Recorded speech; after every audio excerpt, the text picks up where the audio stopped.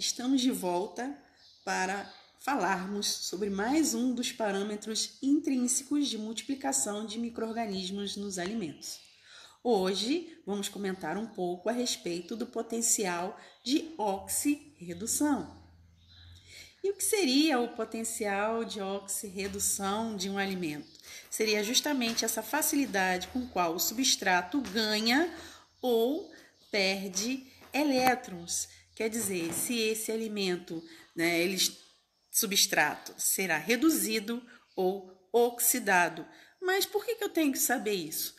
Porque a partir do momento que eu sei se o alimento está reduzido ou oxidado, eu vou saber se haverá condições para a multiplicação de micro-organismos anaeróbicos, quer dizer, no potencial aí de oxirredução negativo, ou para a multiplicação de micro-organismos aeróbicos, quer dizer, no potencial de oxirredução positivo ou oxidado. Vejam aqui esse símbolo, né?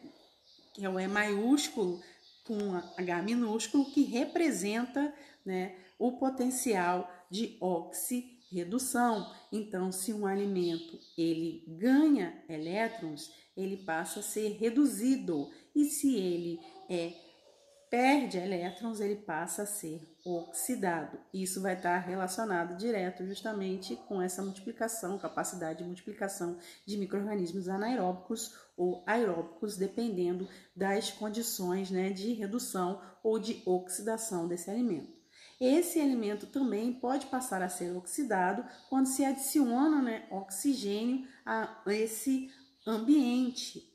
Gente, mesmo em alimentos com condições redutoras, quando expostos a condições altamente, uma composição alta de oxigênio, isso também pode interferir na multiplicação desses micro-organismos. Por isso existe essa relação direta aí com a composição gasosa do ambiente, que é um fator extrínseco de multiplicação de micro-organismos. Então, se eu colocar um alimento numa embalagem de atmosfera modificada, eu vou interferir nessas condições de redução ou de oxidação desse alimento, dependendo do que eu estou querendo dificultar, de multiplicação de micro-organismos, e aí eu vou usar oxigênio ou dióxido de carbono, ou mesmo nitrogênio, para alterar, modificar essa atmosfera de embalagem do alimento. Mas a gente vai comentar mais isso quando formos falar de composição gasosa do ambiente, que é um fator extrínseco. Mas percebo que existe essa relação a partir desse conhecimento que a gente tem, do potencial aí de oxirredução dos alimentos, E a gente pode fazer essa medição, em milivolts, que é uma forma da gente indicar, se está uma condição de milivolt positivo ou negativo.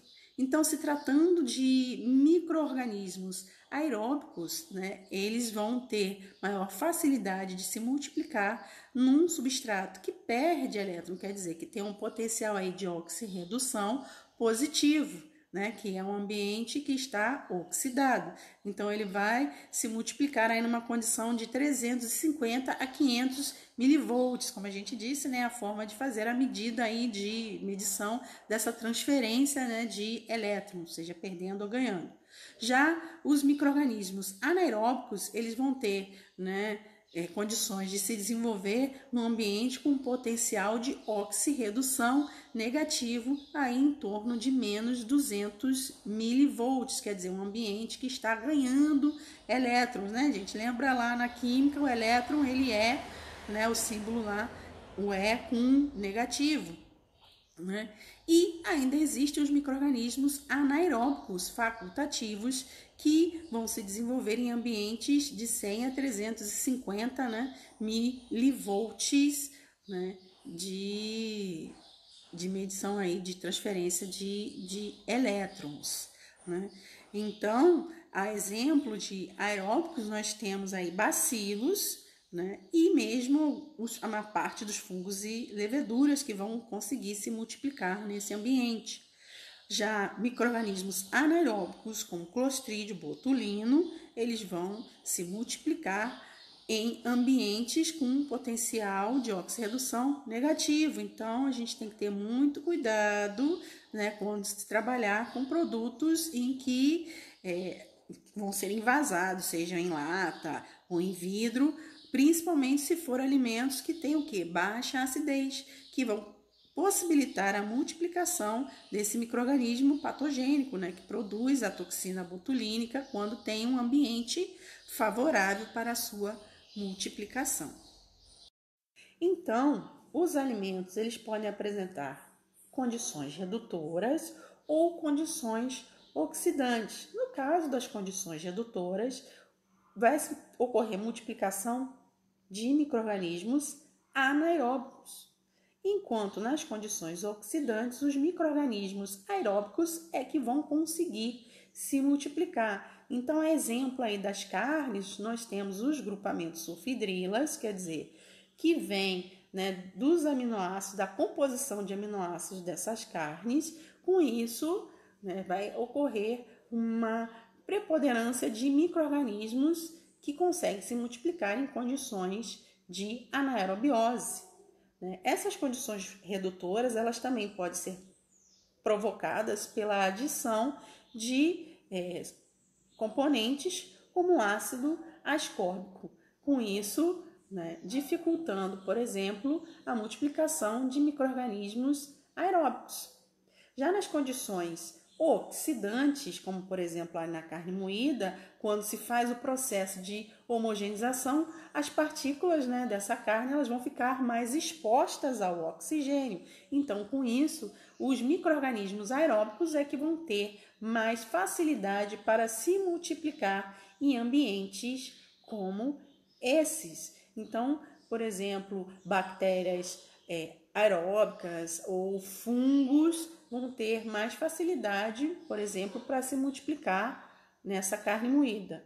Então, por isso, a importância, como eu sempre falo, da higiene durante o processo. Então, se falta higiene, né, nas condições, né, por exemplo, no equipamento que vai fazer a comunição, né, vai moer essa carne, pode ocorrer essas contaminações e mais à frente a deterioração dessa carne ou até mesmo, né, a contaminação por um micro-organismo patogênico que pode causar, né, doença, né, no indivíduo que for consumi-la. Então, tem essa característica, né, do próprio alimento ter essas condições redutoras ou oxidantes, ou mesmo, né, com as ações, né, durante o processamento, a gente também pode interferir. E como eu disse anteriormente, por exemplo, eu posso pegar essa carne moída, colocar numa embalagem de atmosfera modificada, modificando então a condição, né, de oxidante daquele ambiente e dificultar então a multiplicação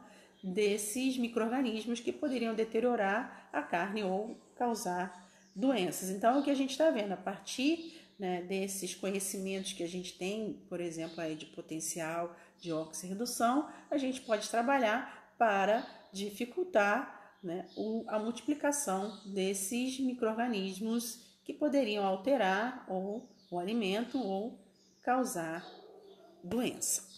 Na próxima semana retornaremos com mais alguns fatores intrínsecos de multiplicação de micro-organismos nos alimentos. Como eu disse antes, continue estudando por outras fontes, né?